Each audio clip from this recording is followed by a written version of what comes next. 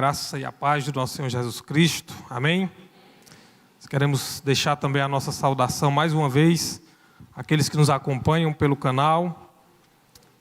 E também dizer que nós queremos muito que você, se possível, esteja conosco presencialmente também, desfrutando dessa comunhão, desfrutando então desses momentos tão maravilhosos, na presença do Senhor, adorando e louvando ao nome dEle. Como já foi falado, hoje é dia dos pais, Hoje todos os pais estão de parabéns, mas não só hoje, todos os dias, apesar das lutas, das dificuldades, mas é um privilégio, uma honra que Deus nos concede de sermos pais, de termos filhos. E a Bíblia diz, que os filhos são herança do Senhor, eles são bênçãos em nossas vidas. Eu queria compartilhar com vocês uma história bem conhecida da Bíblia, que é aquele texto de Lucas capítulo 15. Você pode abrir já aí na sua Bíblia, ou pode ser projetado aí. Eu estou aqui com a versão NVI, Nova Versão Internacional. Essa é uma das traduções, de muitas que temos da Bíblia.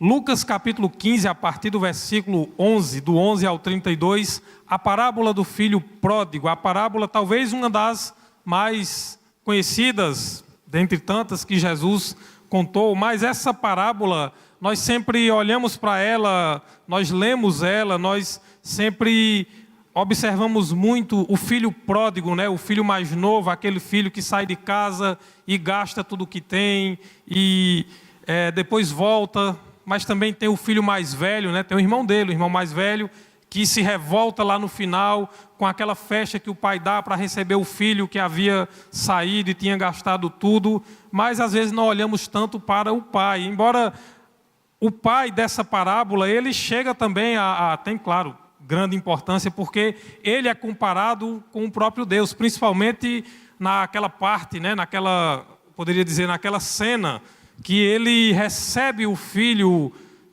que vinha ainda no caminho, ele recebe com todo amor, com toda alegria, faz uma festa e recebe o filho, então, mostrando ali como Deus nos recebe, como Deus nos ama. Muito bem, mas eu queria, junto com vocês, refletir em mais algumas coisas sobre o pai, a atitude do pai, do filho, ou dos dois filhos, o filho pródigo, mas também o irmão mais velho. Eu queria ler com vocês, então, Lucas capítulo 15, do versículo 11 ao 32, que você preste atenção aí nas atitudes, nas falas, principalmente do pai desses dois filhos. Começa assim: Jesus continuou: um homem tinha 2 filhos. O mais novo disse ao seu pai: pai, quero a minha parte da herança. Assim ele repartiu sua propriedade entre eles. Não muito tempo depois, o filho mais novo reuniu tudo o que tinha e foi para uma região distante, e lá desperdiçou seus bens, vivendo irresponsavelmente.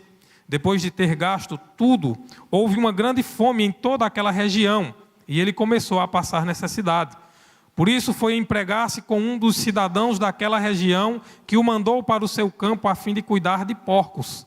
Ele desejava encher o estômago com as vagens de alfarrobeira que os porcos comiam, mas ninguém lhe dava nada. Caindo em si, ele disse: quantos empregados de meu pai têm comida de sobra, e eu aqui morrendo de fome?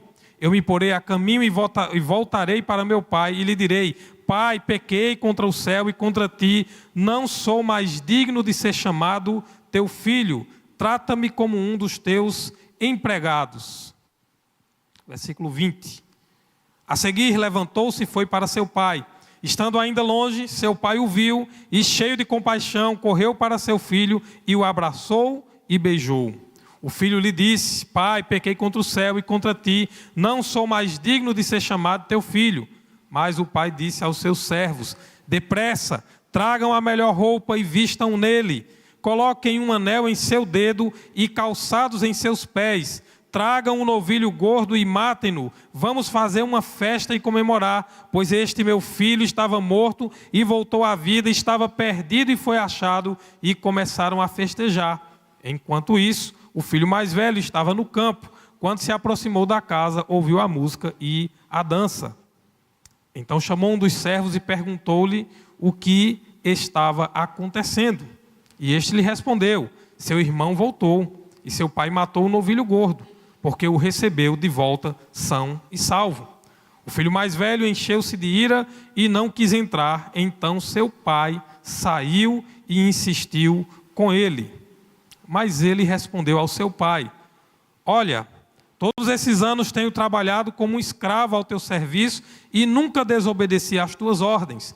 Mas tu nunca me deste nenhum cabrito para eu festejar com os meus amigos. Mas quando volta para casa esse seu filho, que esbanjou os teus bens com as prostitutas, matas o novilho gordo para ele. Disse o pai: meu filho, você está sempre comigo, e tudo o que tenho é seu.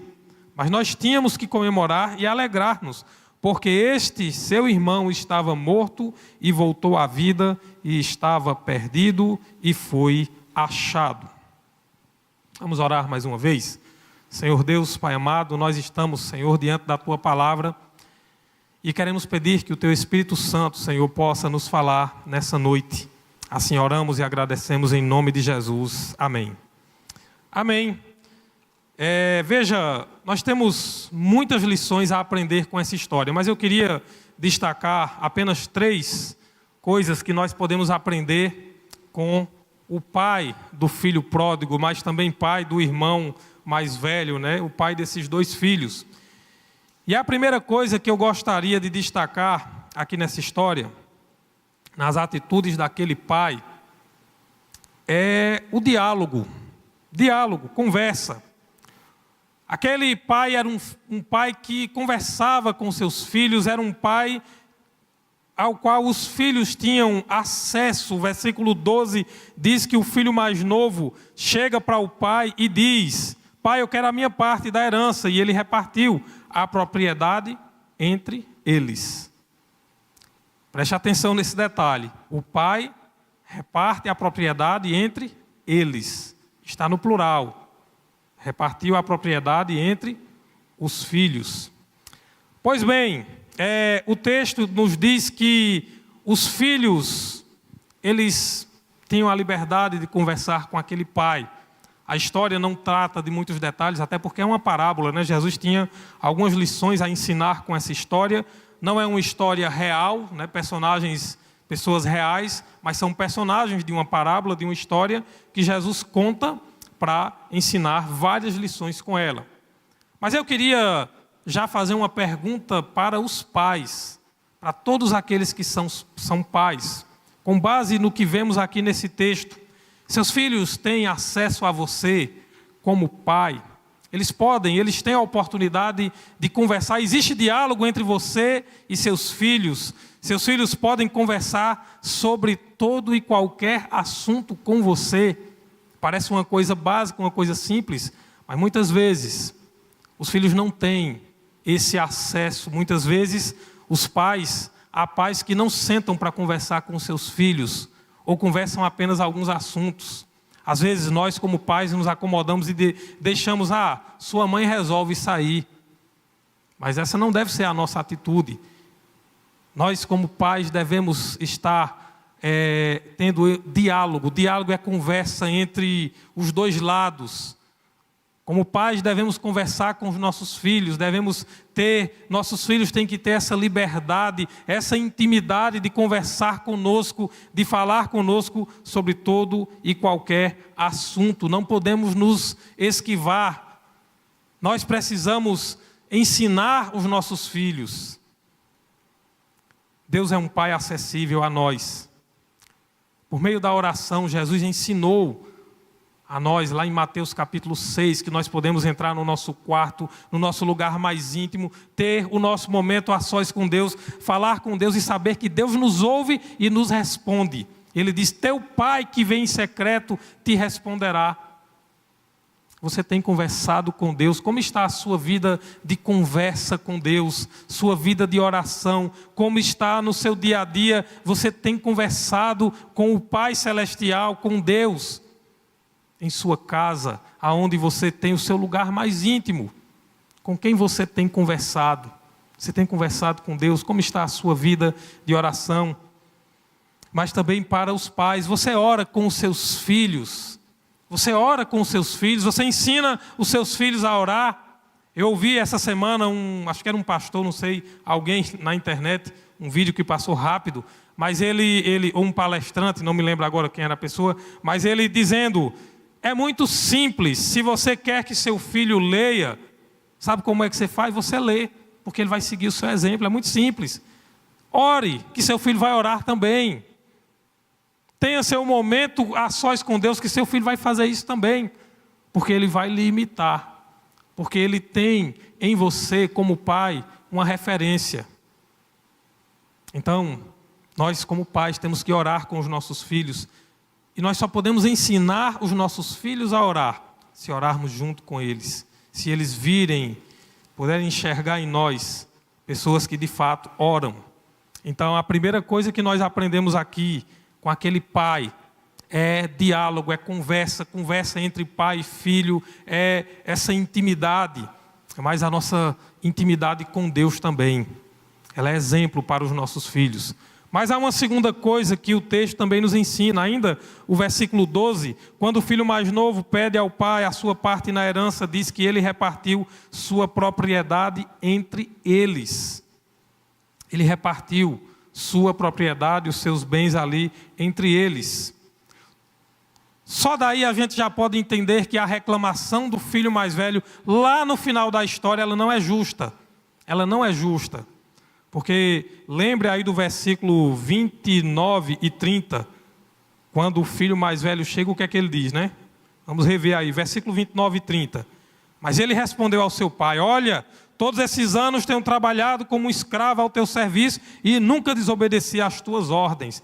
Ele diz que trabalha como escravo. Olha o drama, né, que ele faz. Mas tu nunca me deste nenhum cabrito para eu festejar com meus amigos.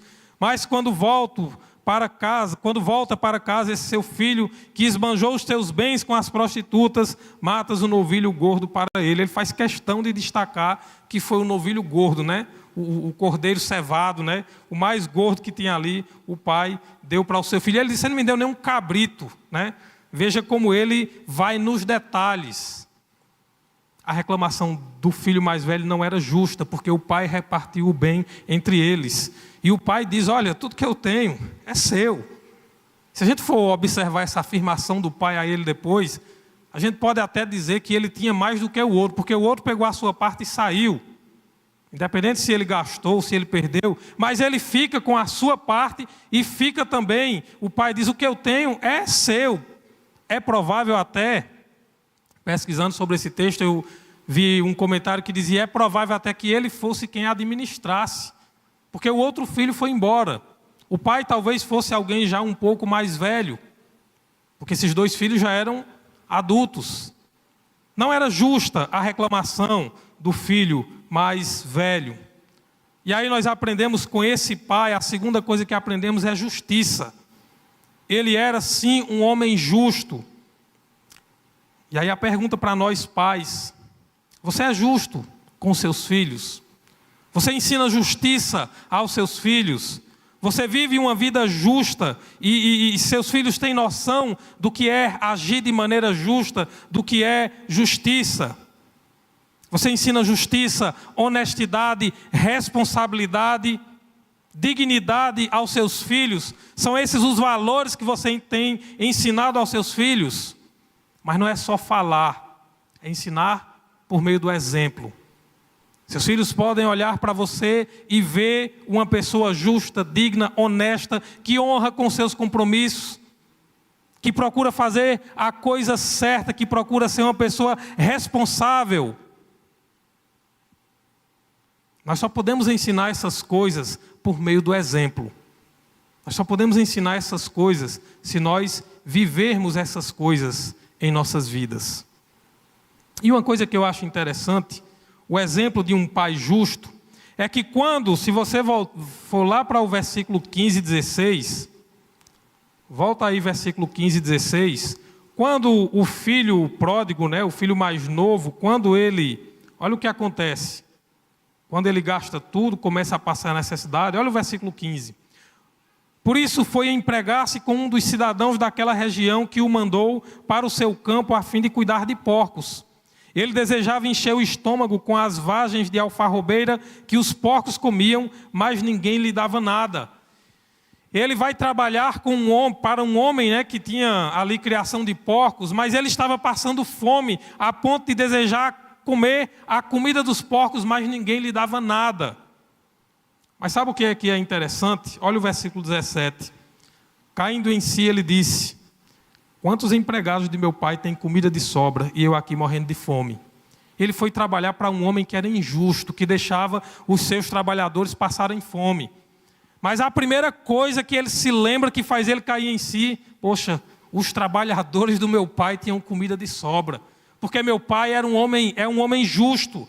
Porque meu pai é um homem que sabia tratar os seus trabalhadores. É tanto que ele deseja voltar para a casa do pai para ser aceito, pelo menos, como um trabalhador.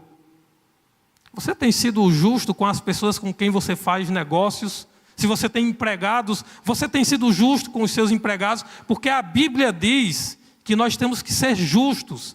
O apóstolo Paulo, se eu não me engano, é ele que escreve e diz: aos que são senhores, tratem com justiça, com dignidade aqueles que são seus servos. Assim como aqueles que são servos, são empregados, trabalhem, façam o seu trabalho como se estivessem fazendo para Deus.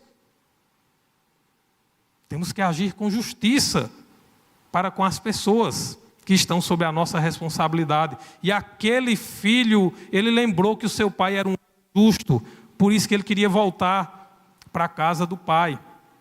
Deus é um pai justo. E aí isso vale para todos nós. Deixa eu dizer uma coisa, que às vezes acontece muito conosco. Às vezes nós nos reclamamos. Às vezes nós ficamos insatisfeitos. Quantas pessoas insatisfeitas com a vida, insatisfeitas com a família, com os filhos, com a esposa ou com o esposo, né, com o seu cônjuge. Quantas pessoas às vezes insatisfeitas até com a igreja.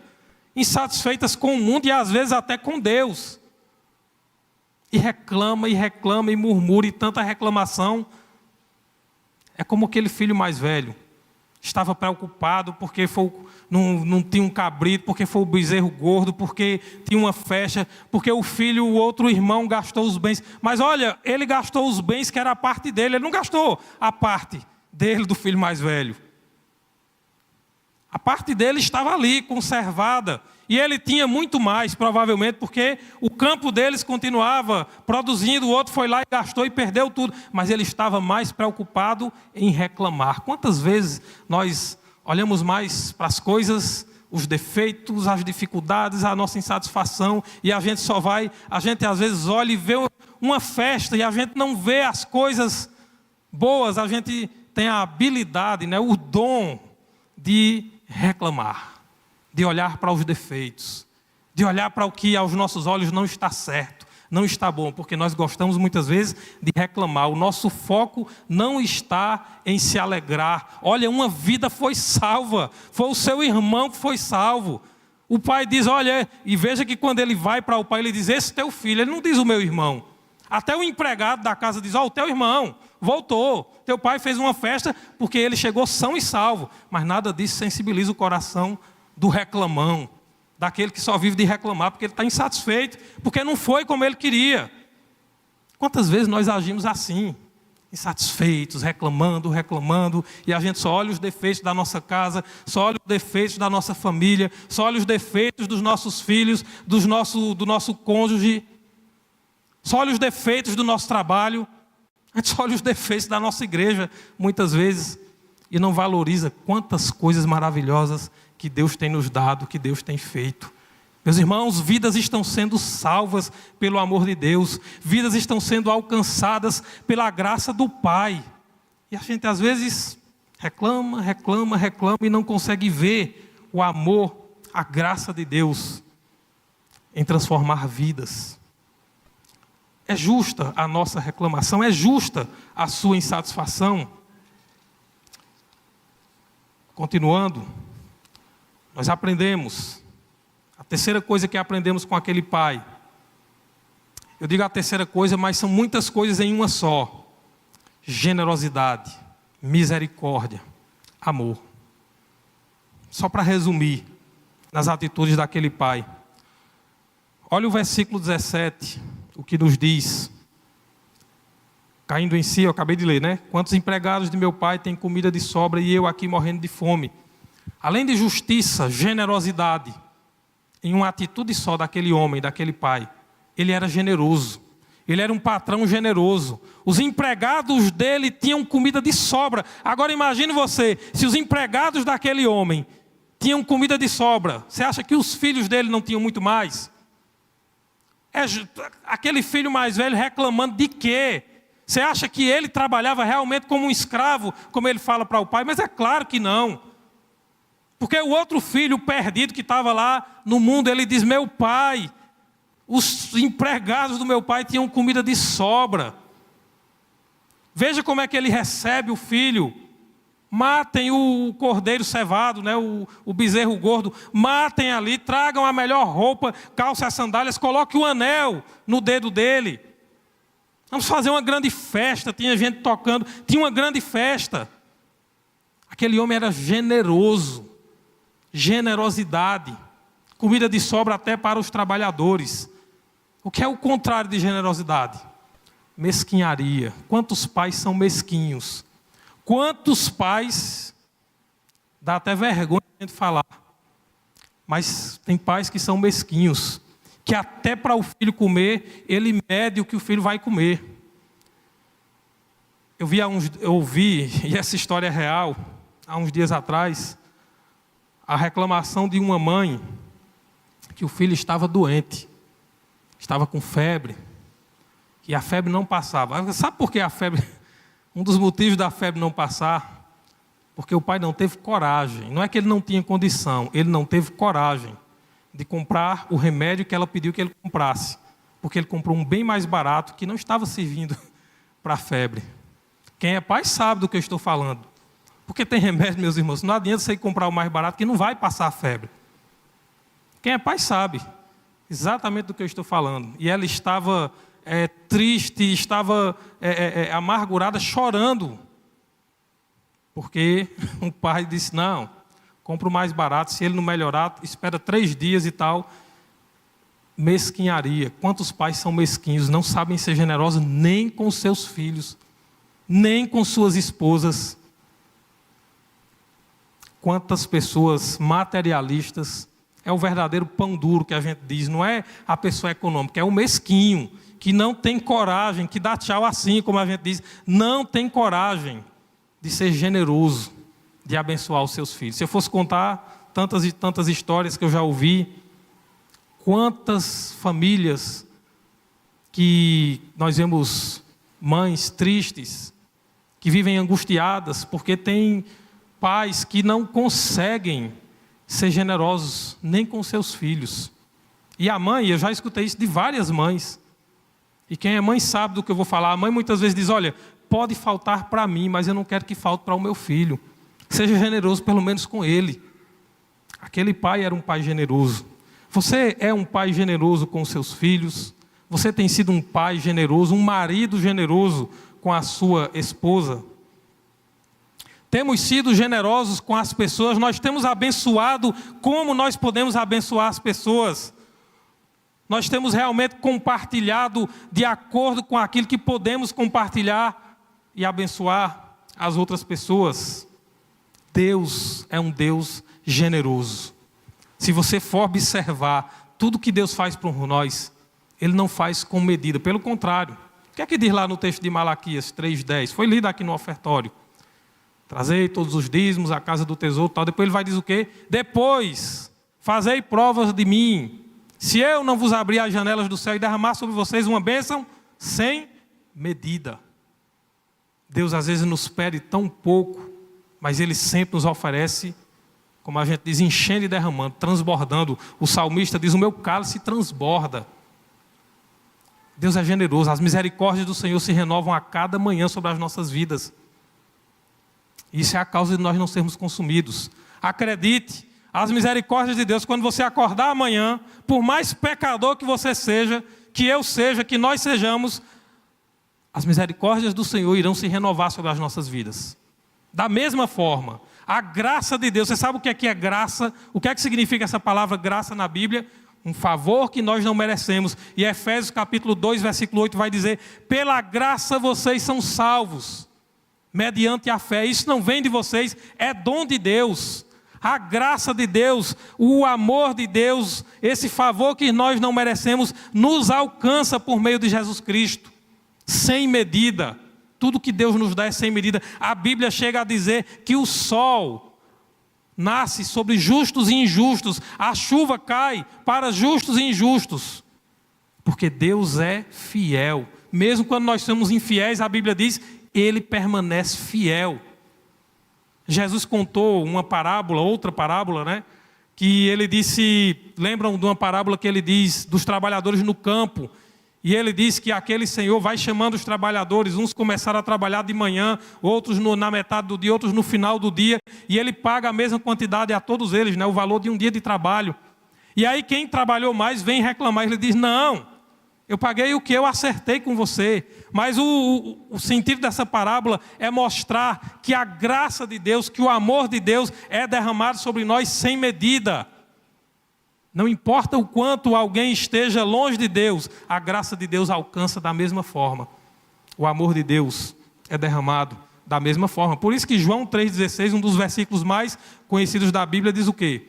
Porque Deus amou ao mundo, todas as pessoas, de tal maneira que deu o seu único filho para que todo aquele que nele crê não se perca, mas tenha a vida eterna. João usa a expressão, Deus amou de tal maneira, não dá para medir, não dá para a gente medir o tamanho desse amor. Ele diz, foi de tal maneira que ele amou todo mundo, que quem crê nele tem a vida eterna. Esse é o amor de Deus, essa é a graça de Deus. Misericórdia, generosidade, misericórdia, mas também amor. O versículo 20 diz, olha como o pai recebe aquele filho, só para a gente relembrar. A seguir levantou-se e foi para seu pai. Estando ainda longe, seu pai o viu e cheio de compaixão, correu para seu filho e o abraçou e beijou. O filho estava ainda longe e o pai viu. Por isso que a gente diz, não importa se você está longe, Deus está lhe vendo, Ele conhece você de longe. Ele conhece e chama pelo seu nome. Aquele pai lá de longe, ele percebe, é o meu filho, porque quem é pai conhece o seu filho de longe. Você conhece o seu filho de longe, você conhece quando o seu filho está longe, quando ele está afastado, quando ele está triste, quando ele está abatido. Você precisa conhecer, você precisa andar perto com o seu filho. E Deus é um Deus que nos avista ainda de longe. E diz o texto que Ele, cheio de compaixão, cheio de misericórdia, corre ao encontro do seu filho, o abraça e o beija. Isso é amor, isso é misericórdia. Você tem abraçado os seus filhos, você tem beijado os seus filhos. Os filhos gostam disso, eles amam isso. E como é bom quando a gente chega em casa, né, do trabalho, como os meninos cantaram aqui, eu lembrando que é desse jeito mesmo que acontece, né? Abre a porta e eles, lá em casa parece um formigueiro, porque são 3, né? Vem aquele monte, né? Às vezes eu desço do carro, eu deixo a mala, as coisas no carro, quando eu venho do plantão, porque eu não vou nem com as bolsas para poder abraçar melhor eles. Eu tiro depois do carro. Às vezes eu deixo as bolsas no carro, porque eu já sei que eles vem um rebanho, né? Vem os 3. E a luta para ver quem vai abraçar primeiro, tem hora que só falta brigar, né? Eu vou primeiro aquela coisa. Mas como isso é bom. E é assim que Deus faz conosco. Ele corre ao nosso encontro. Isso nos ensina, irmãos, que nós temos que ir até as pessoas que estão longe de Deus. Nós temos que ir e correr. Não é devagar, não. Nós temos que nos apressar e correr para abraçar, para beijar, para estar junto das pessoas que estão longe de Deus, que precisam ser resgatadas, que assim como aquele filho, precisam ser salvas, precisam ser libertas, precisam ser alcançadas pelo amor de Deus. Isso é misericórdia, isso é amor. Misericórdia também o Pai teve no versículo 28, já estamos caminhando aí para o final, versículo 28, o pai também teve misericórdia com o filho mais velho. O texto diz, versículo 28, o filho mais velho encheu-se de ira e não quis entrar. Então seu pai saiu e insistiu com ele. O pai sai e vai insistir com ele para que ele entre. O pai não desiste do filho reclamão também, do insatisfeito, daquele que só vive a reclamar da vida, das pessoas, das coisas. Mas Deus tem misericórdia, tem graça, tem amor para com esse também. E graças a Deus por isso. Porque quando a gente está, como a gente diz, com o nosso bode amarrado, quando a gente está com os nossos pantins, com os nossos moídos, mas Deus é tão maravilhoso que Ele nos alcança e nos oferece graça, misericórdia e amor. E o pai vai lá, atrás daquele filho. E o versículo 32, concluindo, vai dizer o que o pai disse ao filho, né? As últimas palavras. Mas nós tínhamos que comemorar e alegrar-nos, porque esse teu irmão estava morto e voltou à vida, estava perdido e foi achado, ele foi salvo. O mais importante é o amor, é a salvação de vidas, é a restauração. Isso é o que mais importa para Deus. Mas eu tenho certeza que isso é o que mais importa para cada pai que ama verdadeiramente o seu filho. Quem ama de verdade quer ver o seu filho bem. E se ele por algum motivo se perder, você vai desejar que ele seja restaurado, que ele seja salvo. E esse é o propósito de Deus em nossas vidas. Todos nós somos como esses dois filhos aqui. Nem adianta a gente achar aqui não que nós somos. Uma hora a gente está como o filho mais novo, outra hora a gente está como o filho mais velho. Nós vivemos a nossa vida assim. Mas nós temos um pai que é como esse pai da parábola aqui. Um pai que nos ama, que corre ao nosso encontro. Esse é Deus. E que todos nós que somos pais, quem é mãe também, quem ainda não é, um dia vai ser, não sei, mas que todos nós possamos ser dessa forma também, com os nossos filhos, mas também com as pessoas que estão à nossa volta, com as pessoas que precisam ser alcançadas pelo amor de Deus. Que possamos ser como esse pai aqui, que possamos viver e compartilhar com as pessoas generosidade, justiça, misericórdia e, acima de tudo, o amor que salva, o amor que restaura, o amor que transforma vidas. Amém? Eu queria convidar você a ficar de pé para a gente orar.